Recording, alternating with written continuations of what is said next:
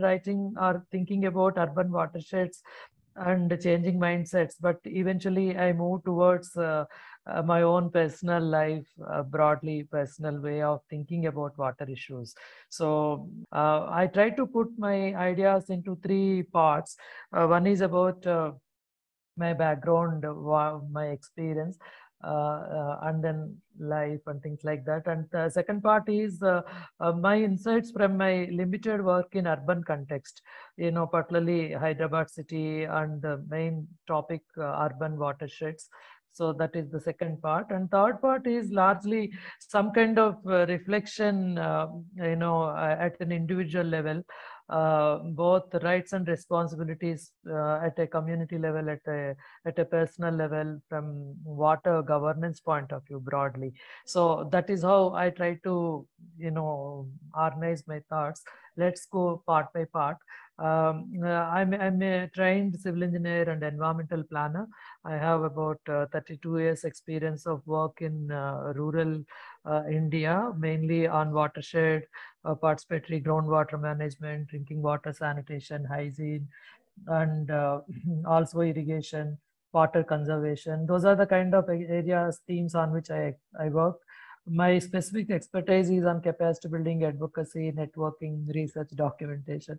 Those are the kind of themes, expertise I gained over a period of time. And I worked in different parts of India for last 22 years. I'm living in Hyderabad, and I'm working a lot on water issues at home, primarily at a personal level. So I thought this is broadly about my background. My rural experience is predominantly in watershed kind of sector, where I was heading one NGO called WASAN, Watershed Support Services and Activities Network. Through that, we were able to reach out to more than 1 lakh families in covering water conservation, watershed development projects in rural India, both Telangana, AP, Orissa, Madhya Pradesh, Chhattisgarh, Jharkhand, Tripura, Jammu Kashmir, Gujarat. I worked in different parts of India on promoting watershed practices, technology, water conservation through variety of structures and practices, and also working with farmers in demand management of water. Particularly, we work in drought-prone areas, and climate resilient agriculture is an important agenda for us.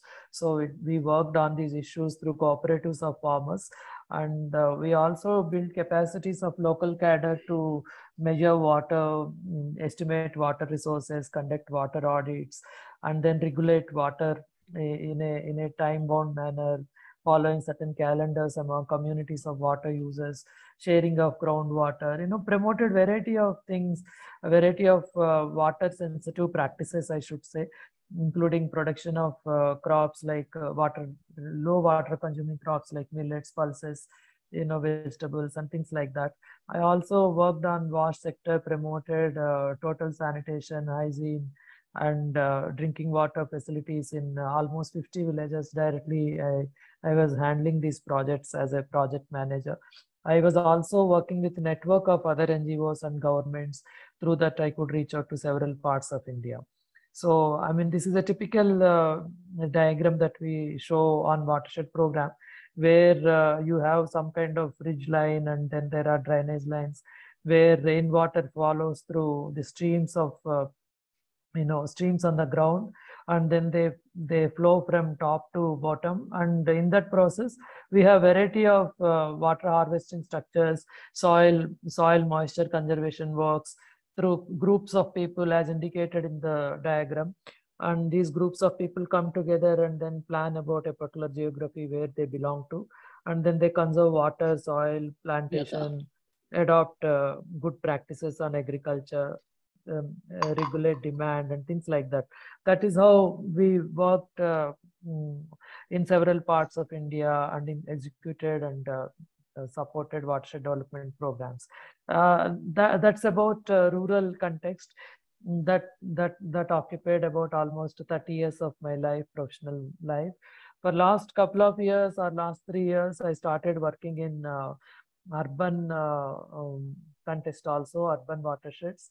Um, Basically, the recent experience fresh on my mind is, some studies that I did on 5 or 6 public parks of the city, Hyderabad city, where I live. And the idea is to develop detailed project reports for groundwater recharge. See, the idea is, urban locations, particularly in India, they depend a lot on external waters. That means our taps, we get water from reservoirs which are almost 300 kilometers away from Hyderabad city. Water is lifted, pumped in almost 7, 8 stages, and then variety of locations have reservoirs. They collect this water and supply water through tanks and pipeline network. So this is the trend in the country, and most cities, big cities in the country get water, through this kind of process. In this process, what is happening is, there is a notion that is built in the minds of people that groundwater is not relevant. We need to take only surface water. That is also not local, but far away, at least 200 kilometers away, there are reservoirs, and you collect water from there, pump water from there, and you supply water through taps. So this is the kind of situation. So in this context, what is happening to local groundwater aquifers, what is happening to local streams and local tanks and other local water bodies? So that was my question and exploration. And through this study of these 5 parks, some points I could gather from the bad practices, the lessons that I learned, particularly from Hyderabad city. The drainage lines which I showed in this map, for example, maybe you can see this cursor. These are the small streams. Typically, a watershed is depicted like this. These are available not only in rural areas, they are available in urban areas also. But in urban context, all these drainage lines, which are also called streams in normal language, these streams are changed. The direction is changed. They are filled with rubble, sand, and other things. Many times they are encroached. Maybe a house is constructed on this drainage line, something like that. And then when it rains, the flood waters are runoff. The technical term is called runoff. And it's very difficult to estimate because water is flowing in different directions. It is not typically following from ridge to valley, and there are no streams. So the all engineering estimates and formulas, all of them will be, following a very different method. And typical engineering estimates will not be very, very applicable in the absence of defined, drains and things like that. So another engineering messing up of engineering structures is the stormwater drains. They mix up with sewage water and sewerage lines. As a result, the fresh water which falls on the sky on the rooftops and from the sky, those flood waters, they are all contaminated with sewage water, and then this is diverted to streams and lakes in a very unplanned way, because the natural streams are already encroached upon, or they are already changing their direction. So ultimately they reach local streams and lakes. In that process, they are all contaminated. So when this contaminated water is impounded in a water body, a pond or lake, the groundwater is also contaminated because the soils are unable to filter chemical pollutants.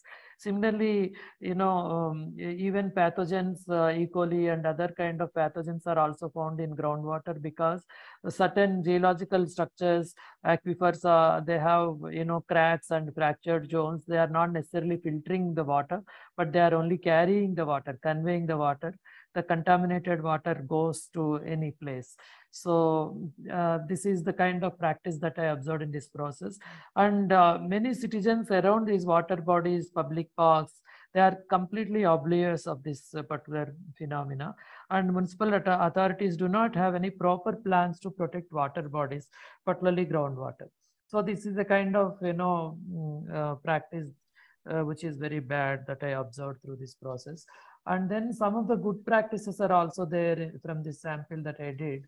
The local resident welfare associations, they were very careful about flood waters, rainwater, and runoff water. They in fact harvested this water very systematically, and then through soak pits, they allow that water to percolate into local aquifers in public parks. So it's very heartening to see some parks have very good water harvesting facilities. Similarly, the local welfare associations, communities, they regularly maintain them so that the structures are effective each season. And floodwater drains and sewage systems are separated, and then they are not mixed up, so that the fresh water, when during monsoon, the floodwaters are drained systematically without contamination to local water bodies, and these local lakes are still having fresh water. That means they are not contaminated with any sewage or any kind of dirty pollutants. So this is a very interesting phenomena that we observed in some local pockets.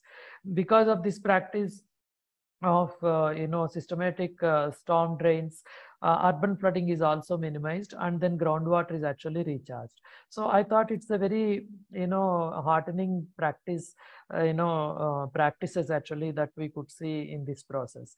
So I thought, the major reason behind this is, as I mentioned earlier, people were actually, even in city like Hyderabad, we used to have so many wells at shallow depths, some 20 feet, 30 feet depth. People were able to actually pick up water from the wells and then use it.